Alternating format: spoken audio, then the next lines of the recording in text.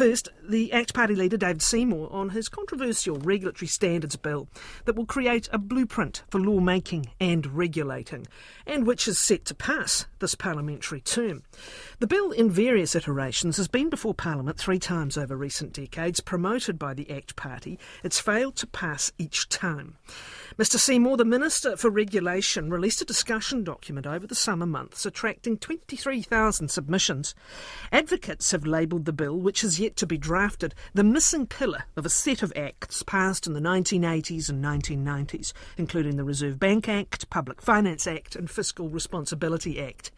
It would codify principles such as personal freedoms and property rights to guide governments when laws are being created. It also aims to improve the overall transparency of the lawmaking process.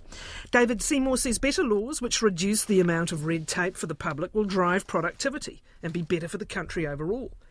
Critics of the bill, however, say such a law would be counterproductive, resulting in duplication, extra costs, and would constrain governments in passing laws focused on the public interest rather than personal property rights. David Seymour, good morning. Thanks for making time for us this morning. Good morning, Kathryn. What's the rationale for the bill? Make the case. Well, I think there's a couple of big problems in New Zealand today, and they're leading to a lot of younger people leaving the country. One is our productivity growth has been declining from a pretty low base. Over the past decade, it's averaged 0.2%, the previous decade 1.4%.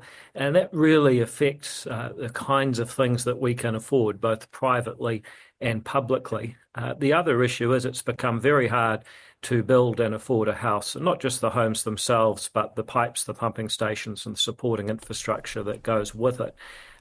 I believe a large part of the reason for these problems is that we have got to a point where in everyday life and in work, we spend too much time on what some people call transactional activity, that is, getting permission to do work, verifying that work's being done, waiting for consents and so on, and not enough time in transformational activity that is actually producing the things you need. And this is legion. You talk to people in, say, early childhood education, they say, all I wanted to do was see young people emerge and start to reach their potential. All I actually do is comply. Similarly, you talk to people in finance, they'll talk to you about the triple CFA and the AML. You talk to people in building, they'll say it can take longer to get consent than actually build the thing. And then you ask, well, what can you do about that? And you mentioned some of the other acts that have been introduced in recent decades, the Public Finance Act, the Reserve Bank Act, I would add the Bill of Rights to that. The thing about those pieces of legislation is that they do not in themselves prevent an elected government or parliament from passing any law that they want. There is nothing to stop Nicola Willis, as the Minister of Finance, writing to Adrian Orr and saying we're not so worried about inflation, just get those interest rates down, prime the pumps. She could do that, but she would have to do it in a very transparent way. The same with the Public Finance Act requires a whole schedule of public accounts to be published so that voters can make up their mind about whether the government is managing its finances responsibly. It doesn't prevent the government spending lots of money, as we've seen in the last few years, but it does allow voters to pass judgment on that. Enter the Regulatory Standards Bill. It is another one of these transparency mechanisms that does not in itself prevent politicians from making laws that don't have a well-defined problem to solve. It doesn't prevent politicians from making laws whose costs exceed their benefits or whose benefits and costs are very unfairly distributed against different citizens. It doesn't prevent politicians from impairing your property rights. It doesn't prevent any of that, but it does provide a framework in which they're required to be transparent, and voters will be better equipped to make their judgment. And I would argue that I think your missing pillar point is a good one. Although you may not have my been, point, others points. Well, you may have been. Yes, no, that's fair. I want to talk about if it's just about transparency, because certainly opponents don't believe so. So let's talk about how it would work in practice. Regulatory impact statements are already done by government agencies now. In fact, there are multiple kind of checks on quality now that we can get into the weeds of or not. But the regulatory impact statements are done by agencies now on each new piece of legislation. So is that where these principles would be incorporated? Well, that's right. And it's important to acknowledge that we do have a regime of regulatory impact statements at present. There is a difficulty with them in that in order to get them done well, you almost need to assume that they won't be followed. In order to get them followed, they often don't confront the tougher questions, and they've become something that is very occasionally picked up on, but for the most part seen as a process for process's sake.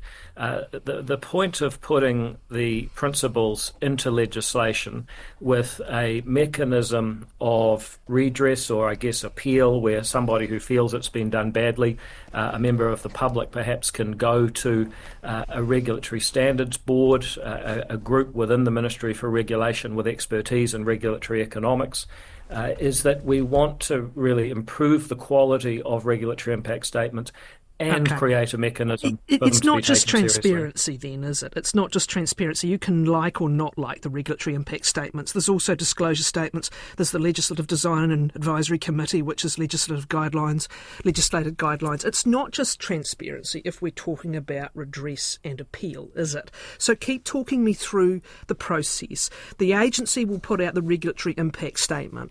What happens if it does find that a proposed piece of legislation or regulation is inconsistent with the principles? What then happens? Well, the Minister has the option of explaining why they believe the departure is in the public interest. The Regulatory Standards Board, as the bill is envisaged, it can only make declarations.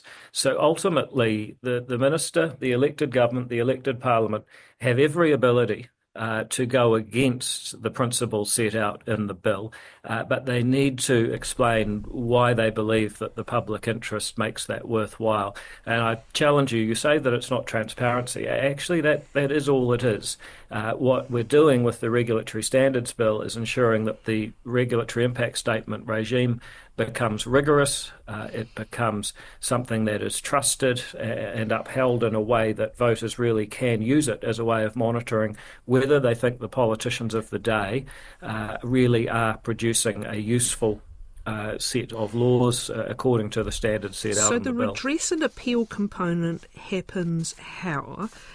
You can, as an individual company or landowner, to give an example, make an appeal to the Regulatory Standards Board, can you, over a proposed project perhaps that's been declined, or over a new imposition or levy on your activity? What would you do? Just talk me through it.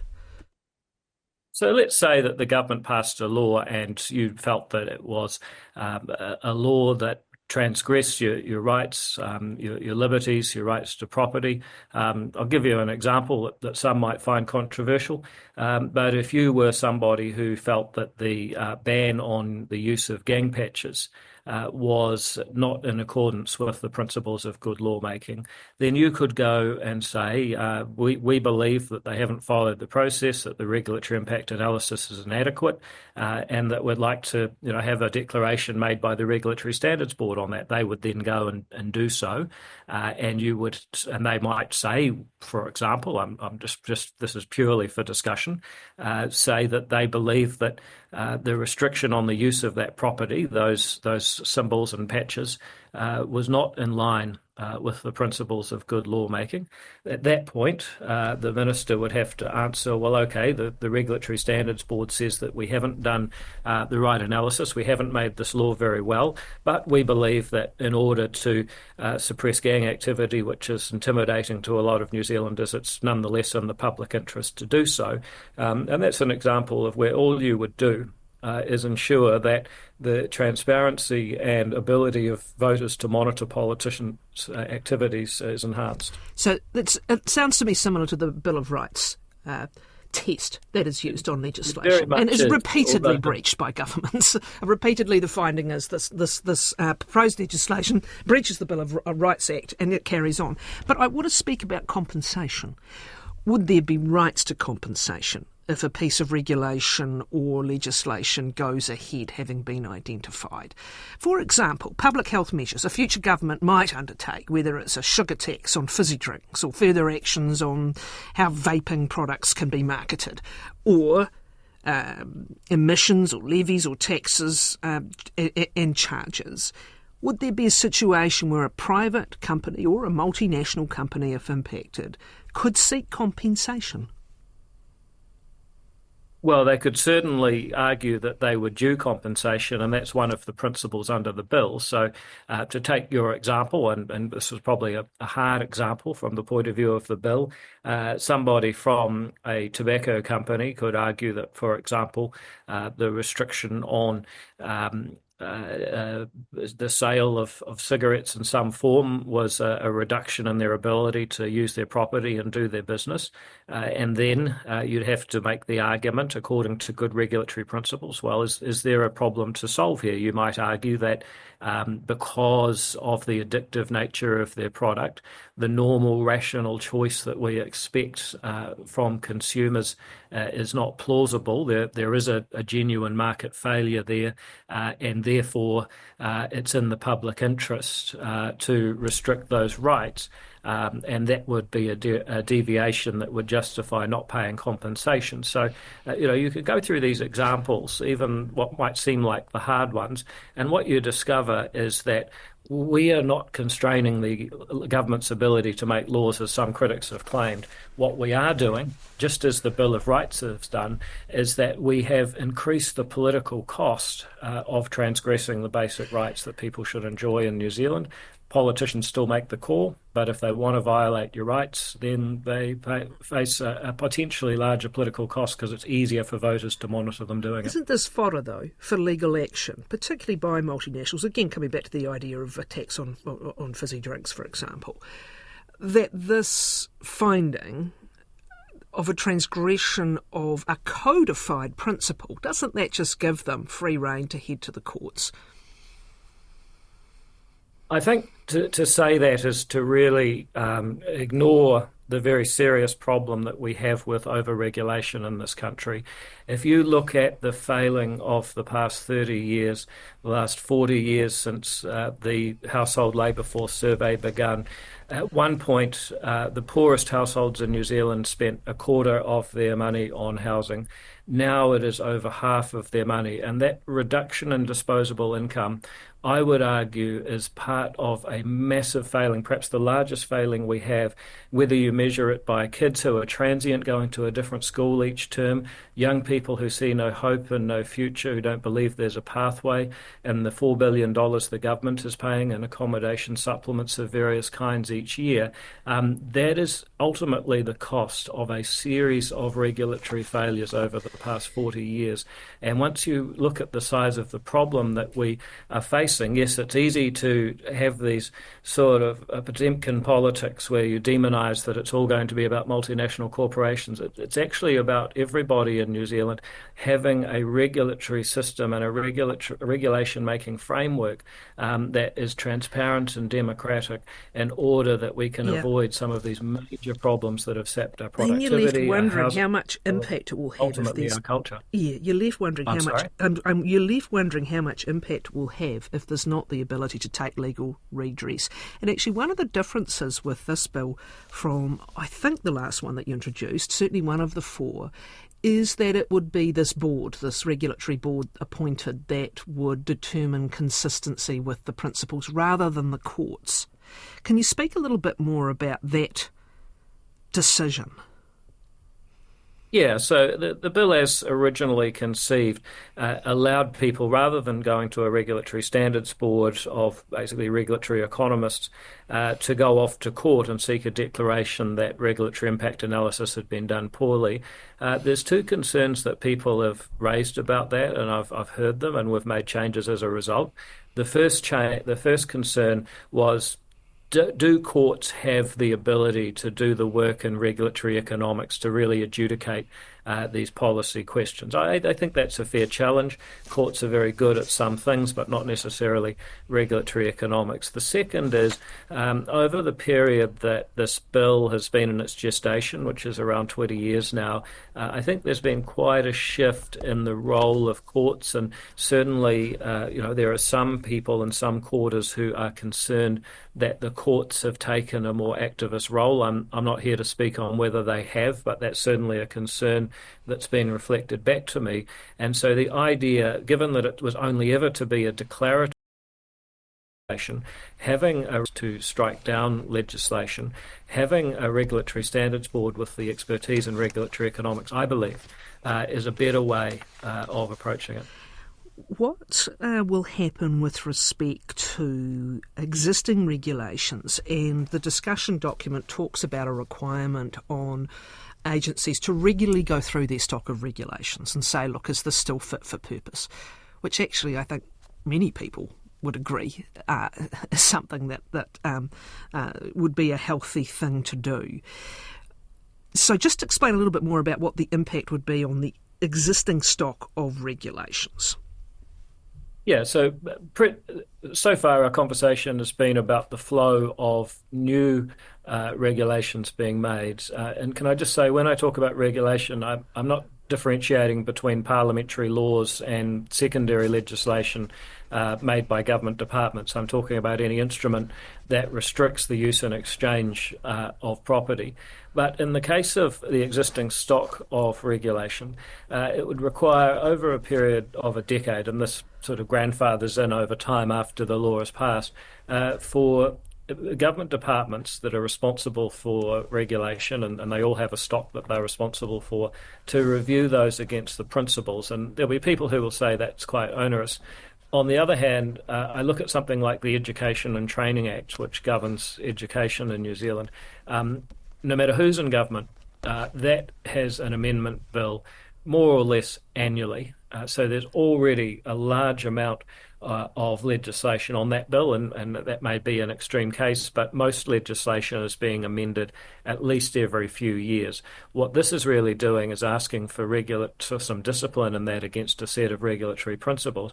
And I believe over time that will save not only government departments, but more importantly, regulated parties, New Zealanders, money. This is where it gets particularly gnarly, I think. The idea of an agency or agencies in general checking regulations for validity, if you like, for purpose over time, for relevance over time is one thing, but they're checking them against principles that are a priority for you and for your party as the authors of this bill. Private property rights and economic efficiency are a priority for you. Others would sacrifice some economic efficiency in order to elevate environmental protections, reduce pollution, workplace deaths, for example, be in line with what they regard as the effect of the principles of the Treaty of Waitangi. And isn't it the constitutional role of a parliament and a government majority to determine what those principles should be? Well, that's a challenge that opponents of the bill have made, and I'd respond with a couple of points I think they have missed. The first is that the principles that I'm talking about, liberties not unduly impairing the enjoyment of property, these are in the government's current state of legislative responsibility. So So the idea that these are novel, as some put out, I don't think the idea that people should basically be free to choose as they would to act as they would like, so long as there is no law preserving them. So the idea that people should be able to own property and not have it unduly taken from them. These are not actually radical ideas. Furthermore, they are not ideas that are in any way obscure or unusual in the recent economic history of the world. If you want to see where it is that people have most been able to get out of poverty and live more prosperous lives and achieve their dreams, it is precisely in the places where people are able to own property under the rule of law with secure property rights that allow them to plan their futures, rather than places where they can be arbitrarily coerced by another or others. Furthermore, when it comes to legitimate environmental concerns, and the classic is the taking of fisheries. There is a very well-defined economic problem there that you can justify regulation. That I would restrain my fishing this season in order that there's more fish next year. If only I could trust you to do the same thing. But of course, I can't always do that. And that's why we have a prisoner's dilemma or a coordination problem in economic parlance, which justifies regulation. So once you get to environmental problems, most of them are some form of tragedy of the commons, where you can easily justify a regulation in the public interest. And once again, I think this is a bit more sophisticated than just private property rights and profit and corporations bad and public interest good. I'm not saying they're bad, but the bill seems to be elevating them, the private property rights and the economic efficiency, amongst other public interest or public good priorities. It's interesting to hear you talk about arbitrary coercion of private property. No one particularly wants that here, apart from the state being able to take your land for under the Public Works Act. Where is that happening there? Like here, where's the problem you're trying to solve? If you do acknowledge there is a public interest balance to the private property rights and economic efficiency. Where's the problem? Well, I frequently speak to people who are seeking to develop their property, build homes for the next generation, who come up against total absurdities. One, probably the most absurd I've ever heard, was an objection over the types of drawers they were installing in their kitchen, as though there's a public interest in that, as though it would affect their neighbours or have some sort of wider environmental or economic impact that needs to be regulated by the state. But they found themselves in precisely that position. I think anyone who is seriously asking where is the problem with over-regulation in New Zealand... It's more. Sorry to interrupt you. It's not whether there's a problem with over-regulation. It's whether this proposed legislation and its principles codified, which on the face of it elevate private property rights and economic efficiency above other public interest considerations, whether this is the answer to the problem, or whether just getting stuck into the removal of poor regulations and having the argument case by case, whether it's housing here or the need for more mining, having the argument case by case and making the case. Well, I think it's important to actually proceed from a basis of some principles, and the principles of the bill is that people should be free to use and dispose of their property in order that they can create a better life where they plan their future, they can invest and not be worried about arbitrarily losing those rights. And I'll give you lots more examples if you like, unless there is a well-made case to restrict those rights in the public interest. And I have to say I reject your assertion that we're elevating private property rights over other considerations. We are simply asking that restrictions on people's use of their property be justified by a well-made case that's articulated in the public interest, and that actually allows you to have precisely the kinds of case-by-case discussions that you're describing. In fact, every discussion about a decision is case-by-case by definition. The question is what principles underpin that, and what the Regulatory Standards Bill does is articulate the principles and allow more rational decision-making that will boost our productivity, allow us to get more homes built for the next generation, and generally be a more prosperous society. Well, look for the details of the bill, of course, to know exactly what that is, what it is going to say. And you have commitment in the coalition agreement from your coalition partners. When do you propose having it drafted and introduced to Parliament? When's it looking like? Well, I'd like to see it passed this year, and that means introduced in the first half of this year. So I'll be taking back a paper to Cabinet in the next month as a result of the public consultation that we've just completed, and seeking agreement to have the final drafting done and the bill introduced as soon as possible.